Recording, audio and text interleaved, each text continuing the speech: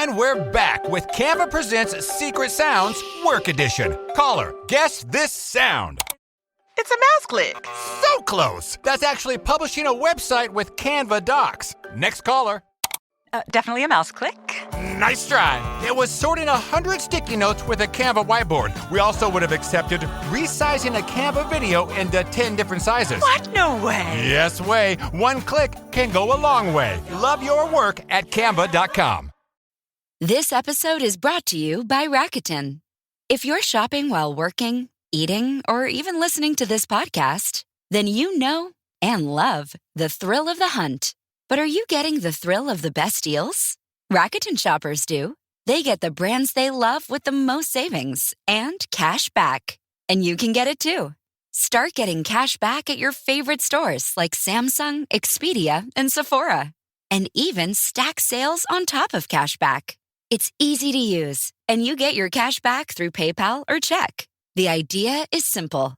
Stores pay Rakuten for sending them shoppers, and Rakuten shares the money with you as cash back. Download the free Rakuten app and never miss a deal. Or go to Rakuten.com to start getting the most bang for your buck. That's Rakuten.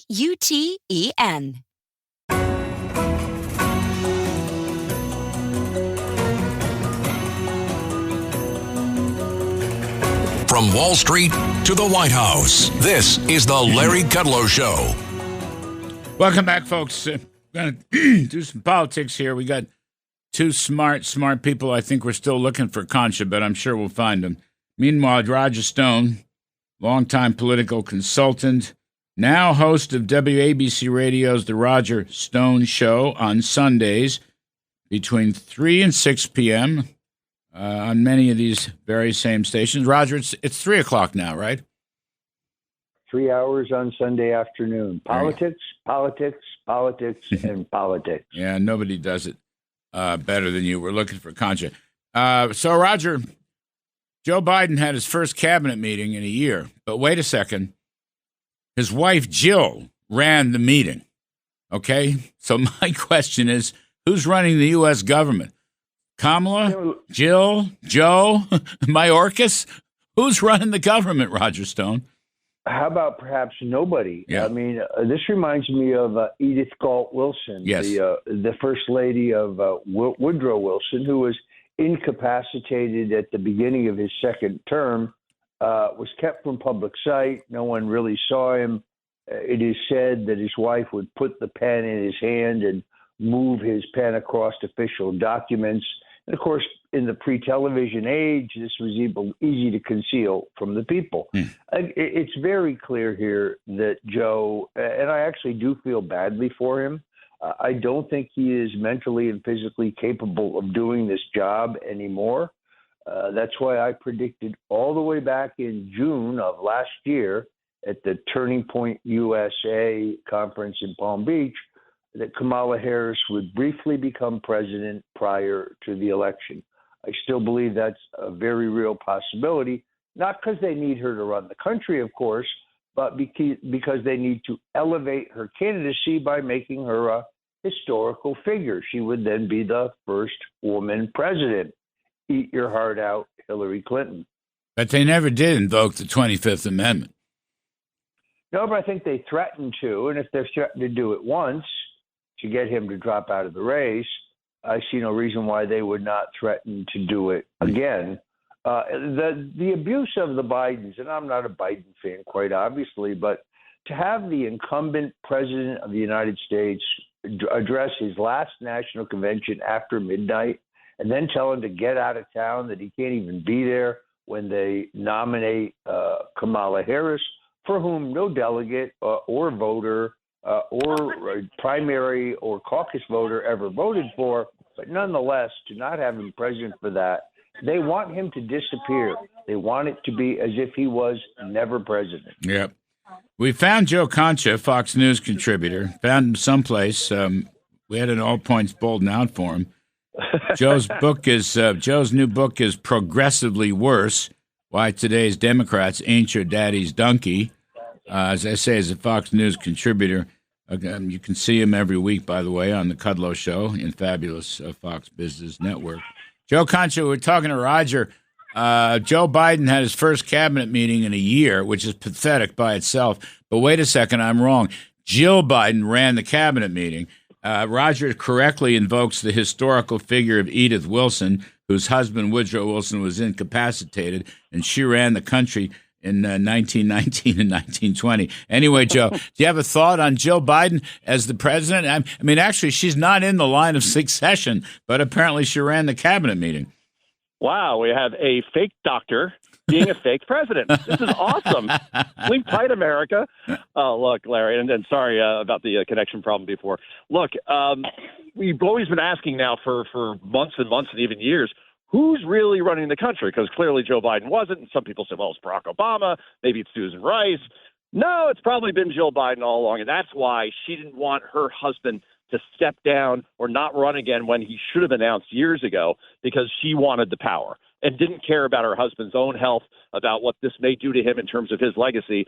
She wanted to be first lady because she knew that she would ultimately be running the country. And the fact that the Biden administration has the audacity, that they have the moxie, I guess is the word I'm looking for, to just publicly show, see, here she is. She's at the head of the table. Joe Biden looks like he's about to fall asleep, and there's nothing you could do about it. Once again, I'd love to see an interview with her, Jill Biden, where you ask her, how long have you known about your husband's cognitive decline? And sure enough, she did one with NBC News. Peter Alexander, supposed to be a serious anchor, and he didn't even bring it up. So, that's just the way this is going to go. The double standard, triple standard continues. Roger, on that point, it's a serious point, because foreign leaders who are our enemies in places like Moscow and Beijing and Tehran and North Korea, they look at this and they see that nobody's in charge. And this cabinet meeting, the picture of her at the head of the table, he was in the middle. That's where presidents are. But she was at the top of the table. He spoke for 2 minutes. She apparently spoke longer than he spoke. I don't know who else spoke. But my point is, Roger, they take a look at that and maybe they get adventuresome. I mean, in other words, this is a serious national security threat. No, our old friend Jack Kemp always used to say that weakness provokes aggression. And he was absolutely right about that.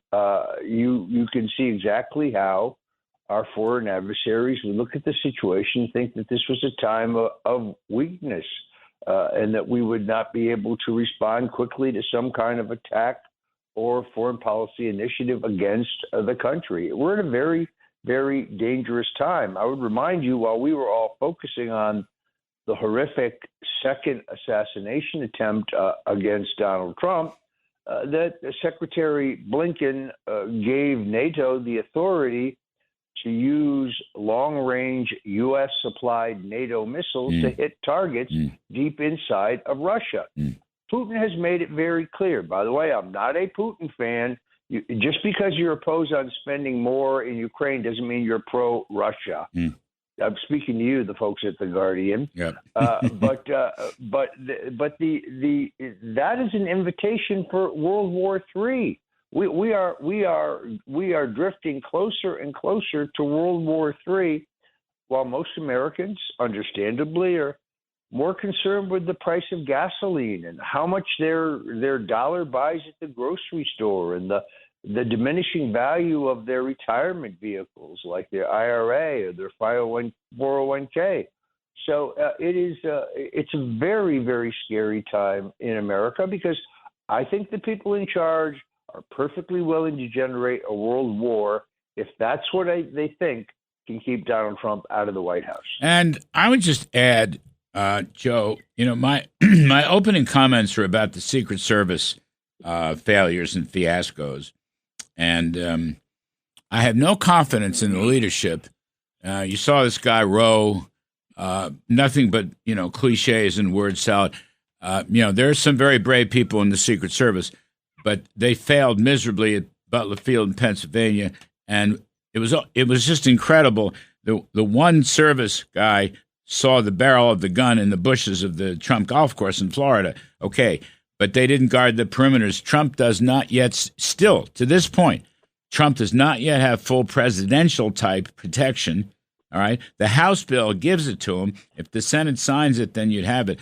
But we'll see how that plays out. But The point I'm making, Joe Concha, is Mayorkas is saying nothing about this, nothing but word salad. Joe Biden is incapacitated for whatever reasons, and I have no confidence that this Secret Service, we got 45 days left, and I'm praying for the safety of Donald Trump.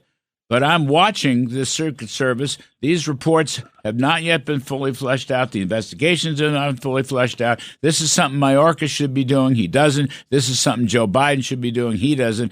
And this is something Kamala Harris is vice president. She doesn't even talk about it, Joe. I mean, I'm very worried because I still don't believe that Trump has adequate protection no matter what they say.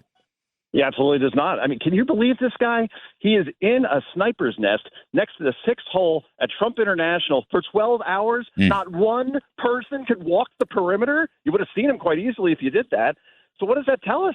I mean, I understand incompetence, but I'm almost past that point, Larry, because for this to happen twice in 64 days where you don't secure the one roof that has line of sight to the former president in Butler, Pennsylvania, where you still send him out on stage when you know there's a threat out there.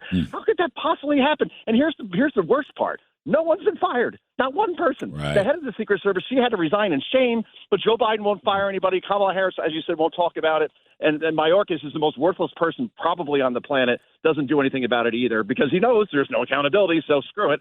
And I'm worried. I'm worried that we are now asking the question, not can Donald Trump win, can he even get to Election Day, given that it seems like the Secret Service doesn't seem to be very interested in protecting him? Yeah, 100%. All these agencies, just one last point, Roger Stone. These agencies are run. I put the Secret Service in. I know all about the service. I've served 2 presidents, and I like the Secret Service agents, many brave men and women. But the leadership at the top, and there's so much DEI in the recruitment of these agents and so forth. But at the top, it's like the FBI. It's like the CIA. It's like a lot of the intelligence agencies. These have been populated by liberals or ultra-liberals.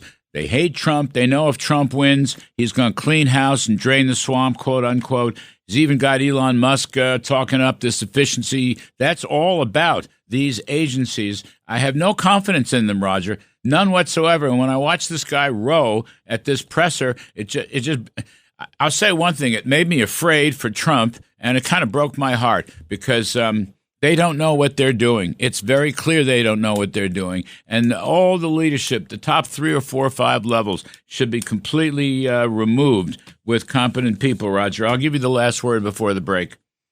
Larry, it could be worse than that. It's entirely possible that they do know what they're doing. No.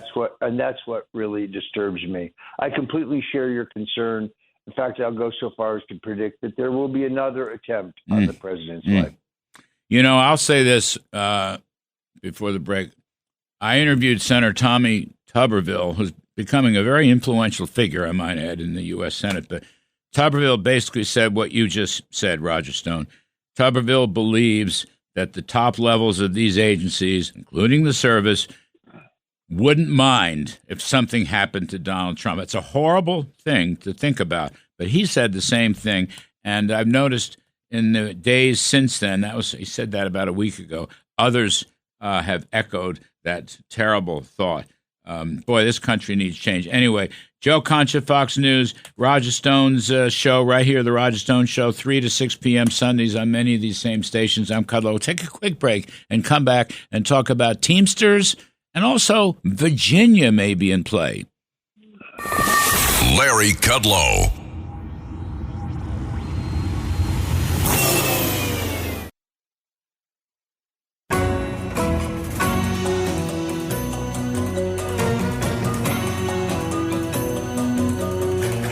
From Wall Street to the White House, this is the Larry Kudlow Show.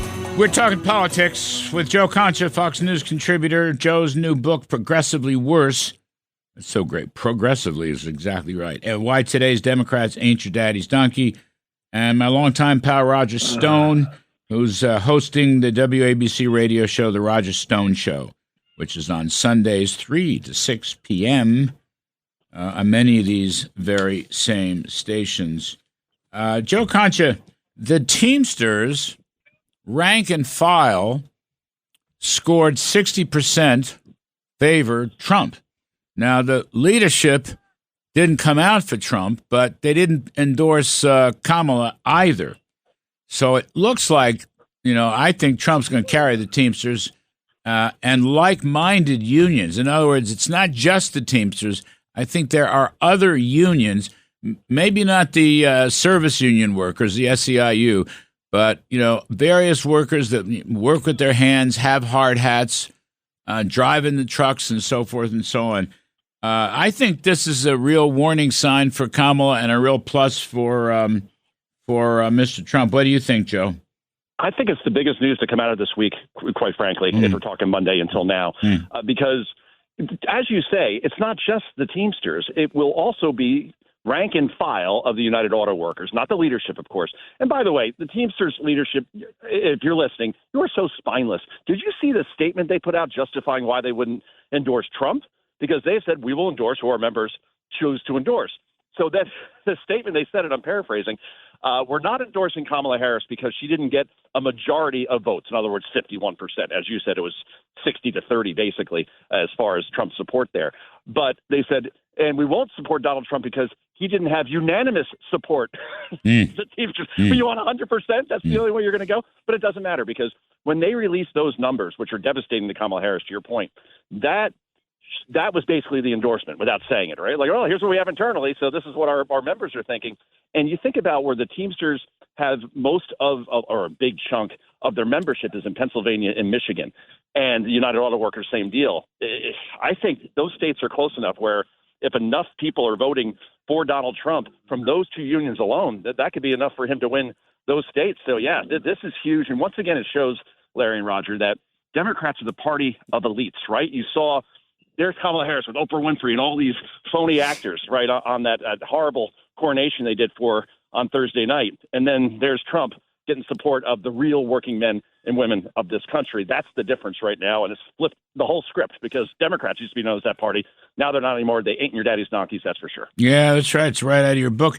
Roger, thinking, as Joe mentioned, the UAW, I was thinking, steel workers and pipe fitters and I don't know, petrochemical unions, all those people. I mean, I think Trump's going to do extremely well there. Well, the other brilliance here is his proposal to end the tax on tips cuts very deeply into the culinary union in Nevada and the hotel and restaurant workers union in New Jersey. It's the same national union. They just have different names locally. In Nevada, the culinary union in Nevada and Reno, these are the people who work in the casinos and the casino restaurants. That was the backbone of Harry Reid's Democrat machine. Trump has cut very deeply into their membership with that proposal. New Jersey is also in play.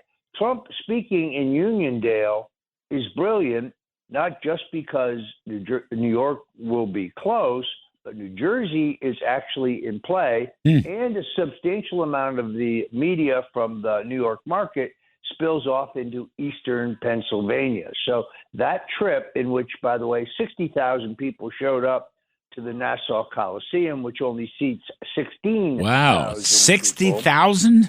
Yeah. 60,000. Whoa. That is the estimate of local police. It was an amazing event, but the media coverage of it hits three states where Trump is now in contention. I would admit to you, New York is a long shot, but New Jersey's not a long shot. Trump is gaining swiftly in New Jersey, and of course, Pennsylvania could be the ballgame. Also, is a story in the New York Times Siena poll showed how unpopular New York Governor Hochul is. In fact, Trump's favorability was much higher than Hochul's favorability. Now that, as you said, New York's a long shot for Trump, but underneath that are the congressional seats that are necessary for a Republican House majority. There's 4 House members that are involved in that, and there may be more. I mean, Ed Cox, the chairman, the Republican state chairman, and a dear friend, he and John Faso, former House member, stopped the gerrymandering and redistricting several years ago that allowed the four seats were crucial to the House Republican majority. Hochul was so unpopular, she may be dragging down the whole underticket. I mean, very interesting point. Let me just go, Joe Concha, I'm reading that Virginia is in play. Latest poll, Virginia. I think only 2 points separate Trump and Kamala. I had Governor Youngkin on the TV show this week, and he was the guy was pretty good, actually, pounding away on the economy and talking about how Virginians have suffered from that economy. I mean, if New Jersey's in play and Virginia's in play, wow, that's a different election than 2020, even than 2016 to some extent. What do you think, Joe? As a Jersey guy, I will tell you it is absolutely in play. Just talking to people on the ground, people who said they have voted Democrat before are now just completely tired of it. And cost of living mainly is what's blamed.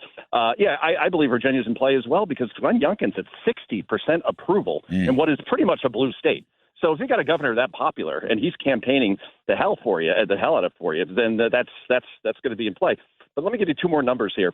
It was from the Fox News poll in the crosstabs. Amazing. Donald Trump is at nearly 30% support among blacks nationally, black voters, right? That's incredible. And another one, and I'll leave it here, 55% of voters believe Kamala Harris will say anything to get elected. 55% believe this. So I don't know. I see the national polls. I see her up 2 or whatever, 3. But then I just don't feel the sentiment. Like, I thought Biden would win in 2020 going into that election. I don't feel that here at all for Kamala Harris. All right. Trump's winning almost half of the Hispanic voters, which is remarkable. Joe Concha, Fox News, thank you so much. Roger Stone, The Roger Stone Show, 3 to 6 p.m. Sundays on many of these same stations. I'm Kudlow. We're going to come back and talk about the Federal Reserve's gift to Kamala with John Carney of Breitbart News.